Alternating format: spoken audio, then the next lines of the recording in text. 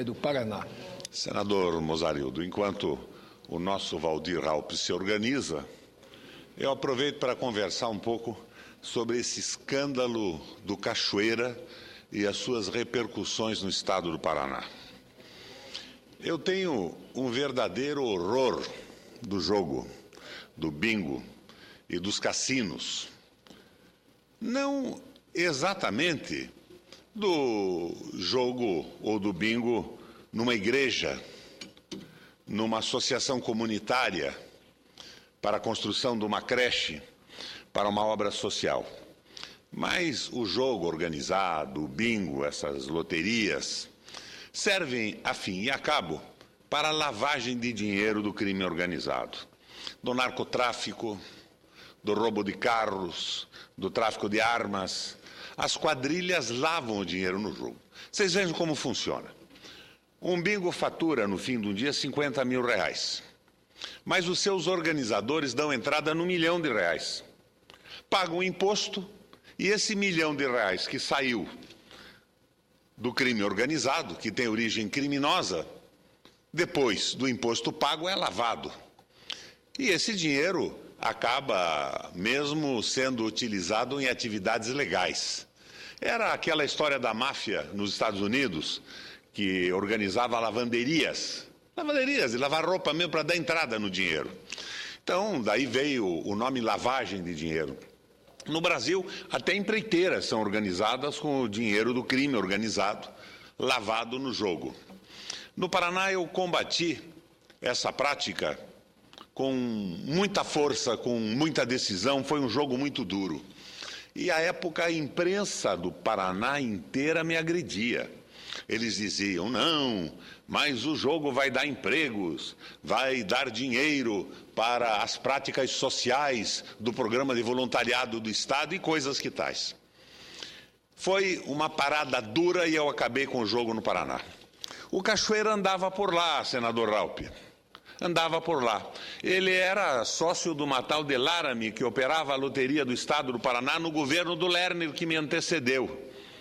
Onde, inclusive, consta que o chefe da Casa Civil era clandestinamente dono de bingos e, à noite, pela secretária eletrônica, tomava as contas do faturamento de cada um dos seus estabelecimentos.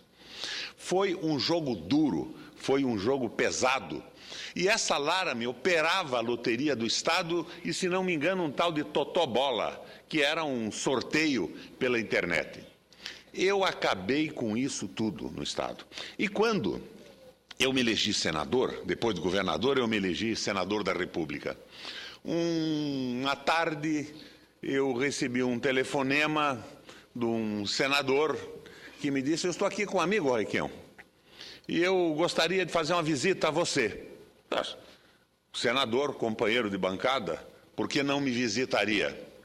E esse senador foi ao meu gabinete e me apresentou um sujeito. Olha, eu estou aqui com o empresário do jogo, é o senhor Carlos Cachoeira. E eu disse ao senador, se você tivesse me dito com quem vinha, eu não teria recebido. Mas, uma vez que já está aqui, eu quero agradecer o fato de ter vindo. Ele me perguntou espantado, mas por que agradecer? Porque eu gosto de olhar nos olhos e na cara os tipos que eu quero pôr na cadeia. E eu quero o senhor Carlos Cachoeira vê-lo preso. Isso foi testemunhado, inclusive, por alguns deputados estaduais que estavam no meu gabinete. Esse Carlos Cachoeira chegou no meu gabinete e eu não sabia quem era. E se apresentou, eu vim aqui conversar porque eu acho que o senhor cometeu um erro. O jogo dá emprego, dá dinheiro para o Provopar, eu gostaria de conversar. Eu toquei esse sujeito no meu gabinete. Eu era senador de primeiro mandato. E agora eu, de repente, não mais que de repente, vejo documentos da Polícia Federal, de um tal de Aprígio, de um tal de Roberto Coppola, que se dirige a um tal de Aprígio, que é cunhado do Carlos Cachoeira, e diz que pretendiam entrar com uma ação contra o Estado do Paraná por lucros incessantes, agora no governo do Beto Richa, do Carlos Alberto Richa, do PSDB, e me agride com palavrões pesados. Ainda bem que saiu esse governador Roberto Requião, filho disso, filho daquilo, incha a bola. e se referem com carinho quase ao governador atual. O nosso encontro com o atual governador foi muito bom. E esse encontro, pela data dos e-mails capturados pela Polícia Federal, se deu 5 dias depois da eleição, o que nos poderia possibilitar ilações muito interessantes a respeito da reinvestida do jogo na campanha e no governo do Paraná.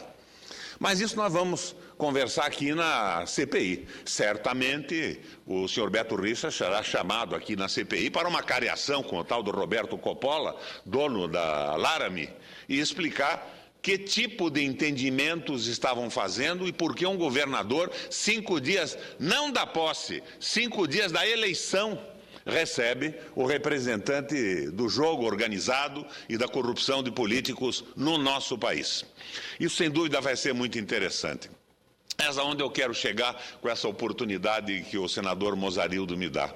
Eu pisei no rabo do gato, divulgando pela internet e aqui na tribuna os documentos, divulgando para o Brasil todo, com a força dessa TV Senado, os documentos de e-mails capturados pela Polícia Federal, que já são públicos. Um jornal de Goiás publicou, e a Gazeta do Povo do Paraná publicou também, os desaforos e as agressões a mim e ao elogio ao governador atual do Paraná. Pisei no rabo do gato, mas o bichano está miando por várias bocas. O secretário da Fazenda do Paraná, o ex-deputado Luiz Carlos Rauli, hoje põe no Twitter: o senhor Requião teria também recebido bicheiros no Palácio Iguaçu. Mentira! A pior figura, senador Mozarildo, que eu recebi no Palácio Iguaçu foi o deputado Luiz Carlos Rauli, se assim vocês considerarem. E o deputado Francischini disse: vou convocar o governador Requião na CPI para explicar o que ele... Francischini, com essa pose de moralista, parece o Demóstenes da Câmara Federal, esse Francischini. Então, o gato está miando por bocas diversas. E sempre é assim: você pisa no rabo do gato, o gato mia pelas bocas que ele comanda. Eu lembro, senador Raupp, da CPI dos títulos públicos, da qual eu fui relator aqui no Congresso. Peguei pesado, mostrei os governadores que tinham metido a mão em dinheiro público, os malfeitos, a corrupção, a safadeza. Quem é que me agrediu? A Isto É e a Veja.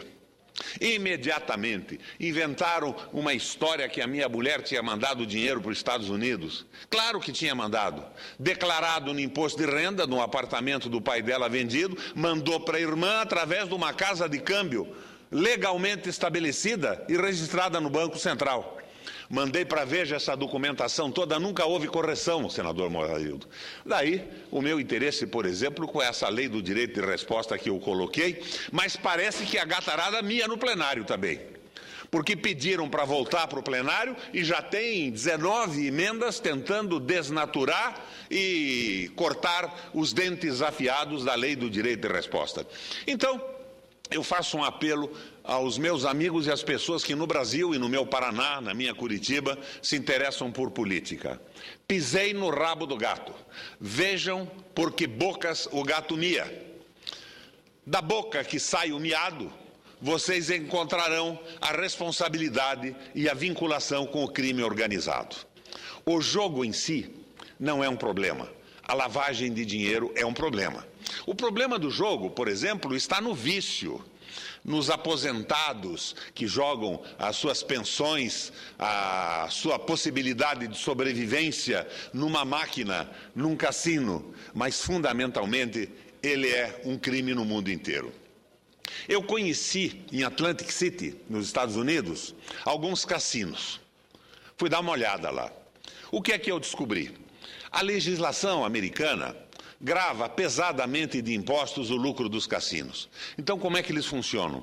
Eles fazem um hotel paralelo, que não está vinculado à razão social do cassino. E eles simulam o pagamento pelo cassino da hospedagem dos jogadores. Então, chega um jogador no qual eles têm interesse, é evidente que eles têm interesse em todos os jogadores que chegam lá. Eles dizem que o hotel está pagando $4.000 a diária num quarto de luxo. E o hotel não tem a gravação de impostos que tem um cassino. Então, o hotel apresenta lucro, não é gravado pelos impostos, e o cassino diminui o seu lucro para não pagar impostos. É um trambique no mundo inteiro, e eu espero que no Brasil isso nunca se estabeleça. Esta ilusão, e eu não quero dizer que toda pessoa que acredita na possibilidade da legalização do jogo esteja vinculada com o crime organizado. Tem muita gente que se ilude com esta fantasia dos desdobramentos positivos econômicos de um cassino. Este senador, por exemplo, que levou o Cachoeira no meu gabinete, acreditava na legalização do jogo. Nunca vi vinculação dele com algum mal feito na República, mas ele foi o veículo que me levou o bandido ao gabinete e eu tive a oportunidade de dizer-lhe na cara: quero lhe ver na cadeia, saia daqui. Minha gente, pisei no rabo do gato. Observem agora, vocês que se interessam pela corrupção na política, as bocas pelas quais o gato mia. Veja, isto é, parlamentares, radialistas, apresentadores de televisão, canais de televisão por esse Brasil inteiro. Está aí a rede de influência da corrupção, do crime e do jogo organizado no nosso Brasil. Conceda a palavra, senador Valdir Raupp.